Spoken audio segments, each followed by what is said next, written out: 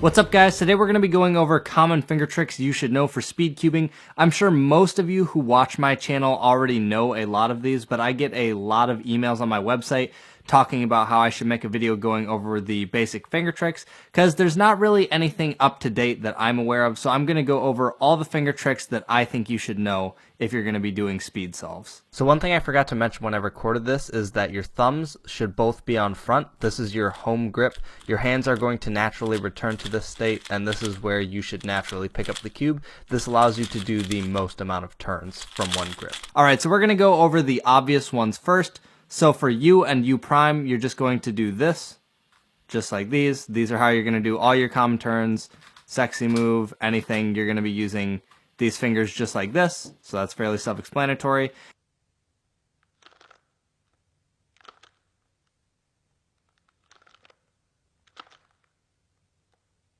And then for things like R, you're just moving your wrist up and down. Same for L. R2, I would grip the bottom or the top, depends on the algorithm that you're doing.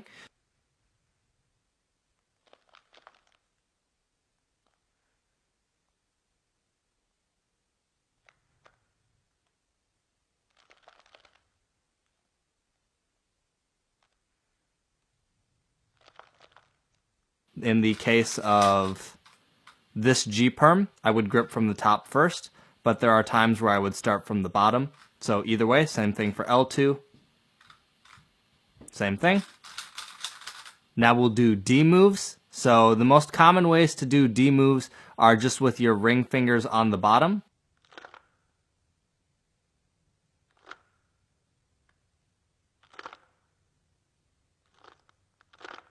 So D prime would be like this. Your ring finger in the back goes like this. And D, just like this. Now for D2, you can do a double flick with your ring and pinky. It depends on which hand you want to use. You can use either. I personally use my left hand because I learned to do double flicks for R2 for one-handed with my left hand because I'm a left-handed solver.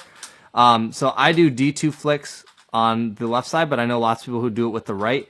It is purely preference, but I do left. So it goes like this. And anytime you need to do a D2, I would just go like that. So a lot of cases like that is for cross. When your cross is offset by D2, you can do just like that.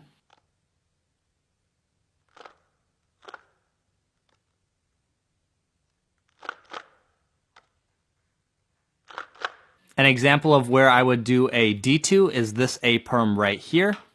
I would do the AUG and then ring, pinky, ring, pinky. Fast, it looks like this.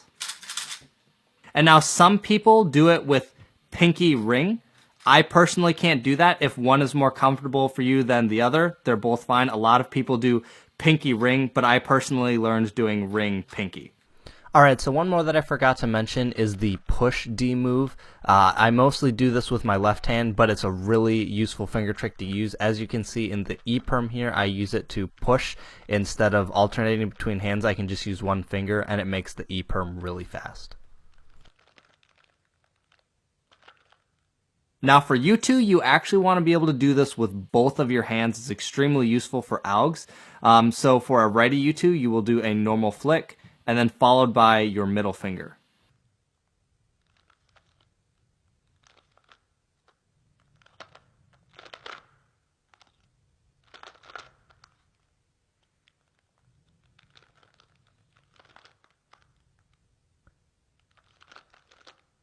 So pointer, middle. Looks like this, and there's lots of AUGs where you would use this. And it's the same thing with your left hand. Like I said, you want to be able to do it with both hands. This is really important, I think. Left hand, same thing. Pointer, middle. So now here's an example of where I would use a lefty double flick. It's for this R perm. So R prime, righty U2 double flick. And then I would do lefty U2 double flick and then finish the AUG. So fast, it looks like this. And now a reason you would want to be able to do both double flicks is for AUGs such as this G perm right here, where you have the bar over here. I would do a righty flick here, righty, lefty, just like that. So it's good to be able to trade off to give one hand a break. Now, a not very common finger trick that you'll see, but there are some people who do it. I personally don't. I don't really know where I would use it, but you can do this, where your pointer starts on the back and pushes all the way around, like this. Same thing with left. I know there are people who do this. I'm not personally one of them, and I don't know where I would use it, but there are people who do this. Now we're going to go over F moves. There's a lot of different ways to do F moves. The most common way that you're going to see F done is like this. Instead of being at your home grip like this, you'll regrip and go like this. That's the most common way for F.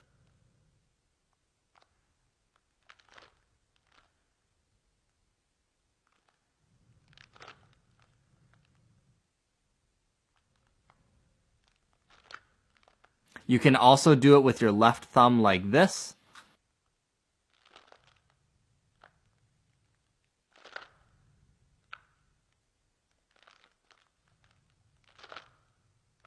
And there are cases where I use both. Here's the thing.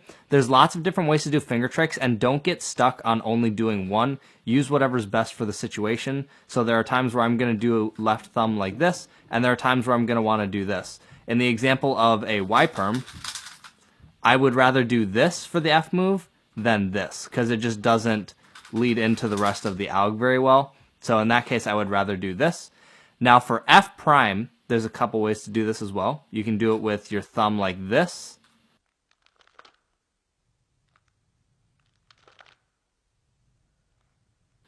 Which is very common. A lot of people use it. So in the example of this OLL right here, finish with your thumb like that. And now another way you can do F prime is with your left index like this.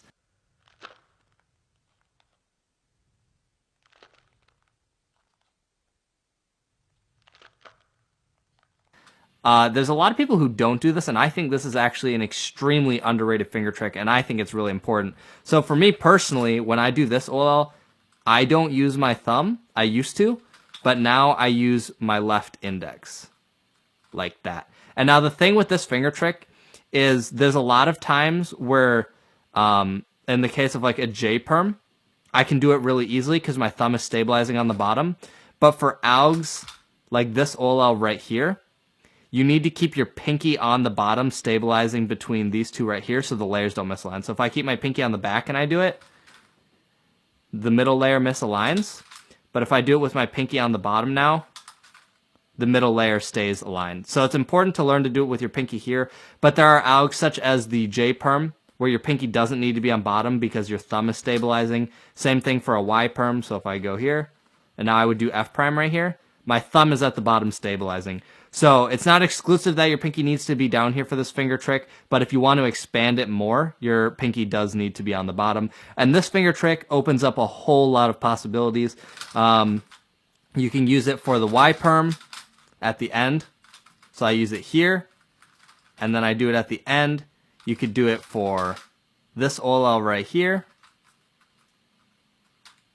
And there's whole tons more. I mean, the list is really never ending, and I think this is an extremely important finger trick that a lot of people really underestimate. A lot of people just don't learn it because it's a little bit tricky. It's how I learned from the start, and I think it's an extremely useful finger trick. Now there are other times where I would do an F prime with my thumb like this, and one of those examples is the T-perm. So if I do it slowly, I would do it right at the ending.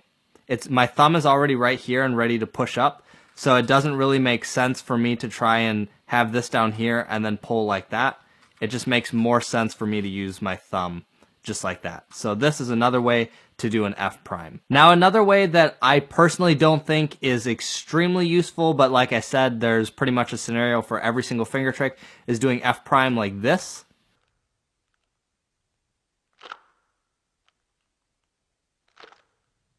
There's not many people who do this. There's a couple, but I personally don't think it's that useful. You can do a J-perm kind of like that.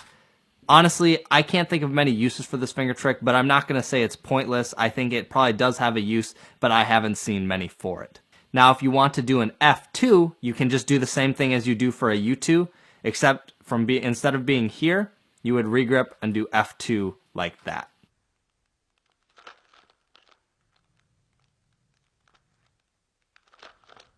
An example of this, again, is this G-perm. This is pretty much the best example for double flicks. I would do an R2, starting from the top, notice, with my thumb on top instead of on the bottom.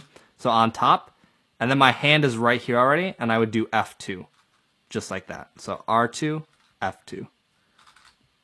So another way that you can do an F move, which isn't very common but can be done very quickly, is taking your right thumb and pulling down from the top.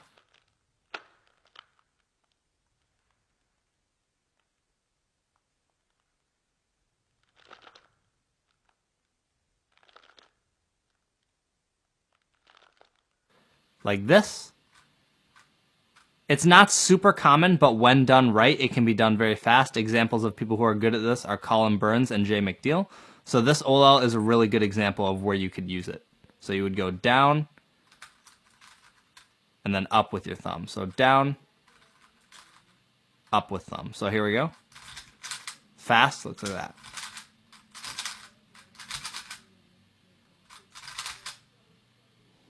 Okay, now next up we have B moves. B moves are a little bit tricky. There's not a lot of AUGs with B moves, but there are various ways you can do this.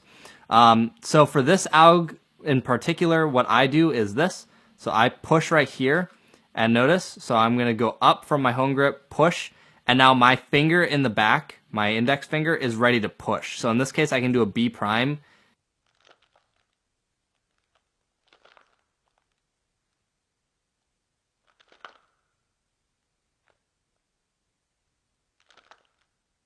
just by pushing. But my hand just happens to be set up for it in that case, so push. And now to do B, when I go this way, it's already there, so I can just kind of flick. So if I set that back up again, B prime, and now to do B, my finger is already back here, so I can just go B and then R prime. So that's how I do Bs for that.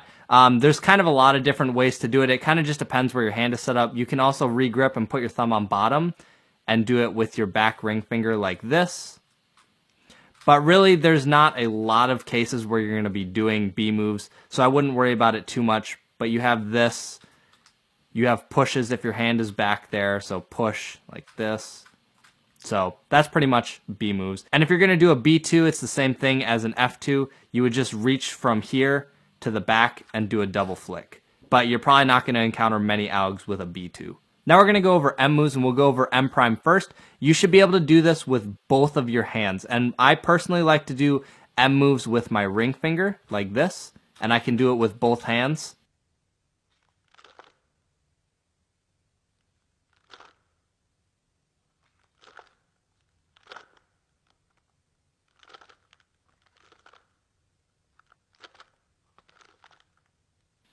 So it's good to be able to do M prime with both.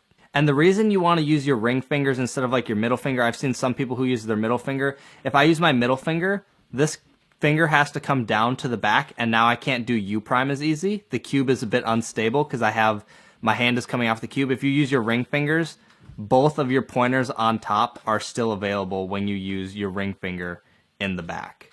So that's why I would use my ring instead of middle. Another way that you can do M that's somewhat popular is you can go like this. You can do more of an L prime kind of thing. So you can kind of just do that and then grab the bottom and bring this up, both layers up like that. Some people will do M2 like that as well. So if I did an H perm. This isn't as popular anymore. You won't see a lot of this, but there are still people who do that. Now going over M, there's a couple different ways you can do that. You could do it how I just demonstrated, where you go up and then down. I kind of do any of those. It really depends on where my hand is, so you can do it from above like that. I personally wouldn't recommend doing that very frequently. And then you can always do it from the bottom where you push like that. So now an example of doing an M move and M prime would be this OLL from the back right here. So first I would do M by pushing like that, U, M prime, U2, M, U, M prime. Now fast it would look like this. Now M2s are basically the same type of thing as D2. You're pretty much going to pick one hand to do it with. Most people just stick to one. I personally use my left hand again, so how you're going to do it.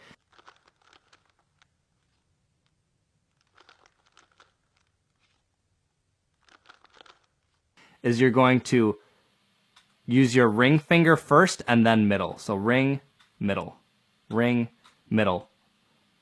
Just like this. So I flick with my left hand, and where you would use this is for something like an MU U-perm. So double flick, push for the M, U2, M prime, U, double flick M2 again. And now, like I said, people do this with their right hand as well, but I can't do it with my right hand. I can only do it with my left. This is very good for the MU peel-outs, especially something like a Z-perm.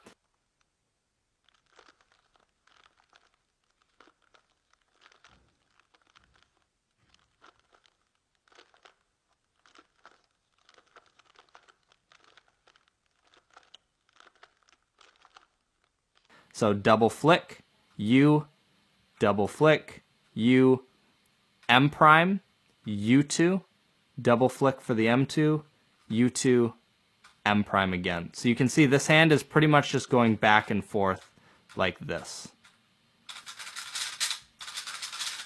So there you guys go. That should cover all the basic finger tricks you need to know for speed cubing. This didn't have every single finger trick you could do, but I mostly just wanted this to be the basics. You can kind of figure out different finger tricks from watching other people's solves. So if you're ever wondering how someone does something, check out their solves, and if you can't tell fast, maybe ask them to make a video, and maybe they will. I hope this helped you guys out, and I'll see you later.